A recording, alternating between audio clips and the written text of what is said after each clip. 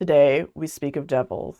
More specifically, the book The Devils by Joe Abercrombie. This is the first book I've read by this author. It is dark fantasy, but it also felt like all the characters from the game Skyrim. I would call it part horror book as well. Or the beginning of a joke where a werewolf, a vampire, a priest, a necromancer, a knight templar, and a pirate walk into a bar. And there's a bunch more characters. But anyways, now, the only thing missing from like my idea of Skyrim in this book is a dragonborn and actual dragons, which could have been in this story for all we know. But anyways, The Devils is a story that is around this kingdom at the time that was in disarray, and you have the East and the West who can't agree with each other. There's a lot of religiosity going on in this, and the church has a mission that they would like performed. And this is the Church of Holy Expediency, which is the 13th chapel or church that people don't seem to know about. There's this girl, Alex. Alex is a thief. She was an orphan. And while it turns out that she may be so much more than that, and maybe the long lost daughter of someone whose throne was taken from them because they were killed. The story starts out, you kind of follow Alex.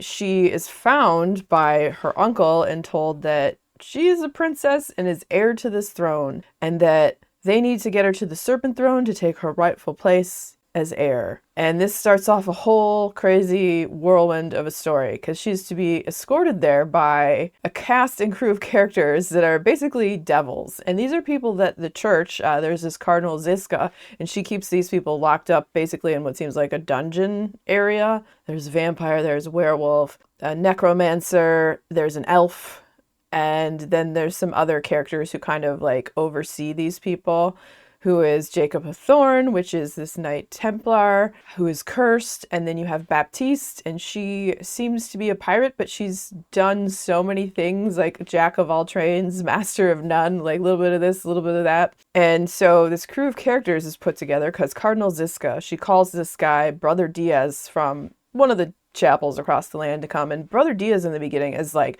super arrogant. He's like, ha ha ha, I get to leave behind my boring place at the or wherever he was doing his religious stuff at. I don't know all the correct titles and stuff, so we'll just say doing his religious stuff at Brother Diaz. So he gets called to the holy city, summoned by the Pope, so he thinks good things are going to happen to him. But then he finds out he's in charge of these devils to get this girl who he looks at and is like, okay, this girl is dirty and scruffy and looks like nothing. And he's kind of a big douche in the beginning of this. But it's one of those stories where the characters grow and learn as time goes on, and then they come to have much firmer bonds than they would have ever expected. I think my favorite character in this was the vampire, Baron Ricard. Just the things that he says throughout it, I found it cheeky and funny, and just it amused me.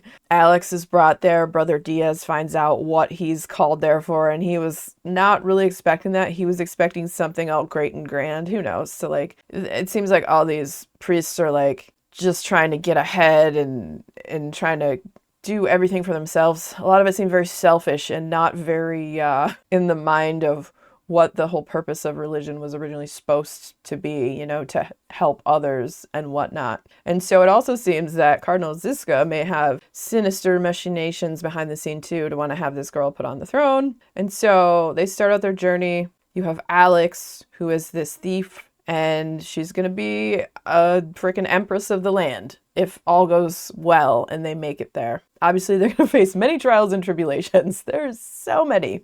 I really loved my experience of this book. It was a little slow in the beginning, but I feel like it didn't take as long as some people led me to believe it would. Maybe 60, 70 pages in, I was captured and enthralled by the story, and I wanted to keep going. It's wonderfully written.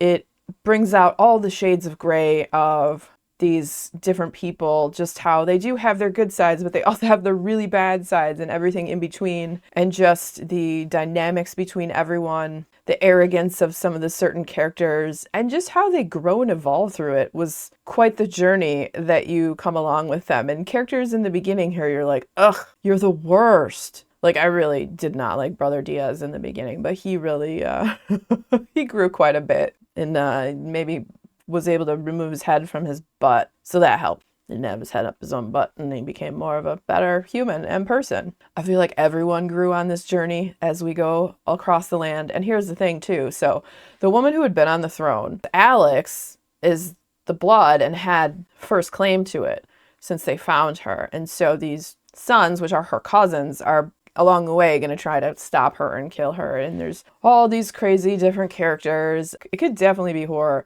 but it is a fantasy story and journey.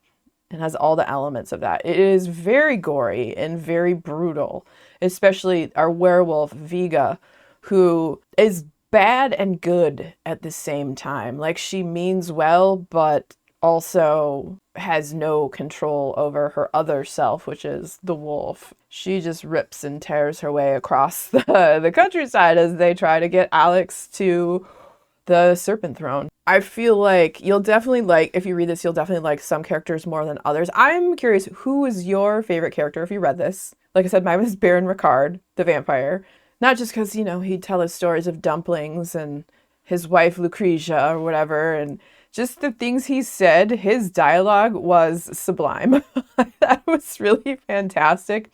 His finger poking at the holes in the church and religion. And there was one thing he said that I actually wrote down because I found it amusing, and I'll read it here. The church is not that keen on God, in my experience.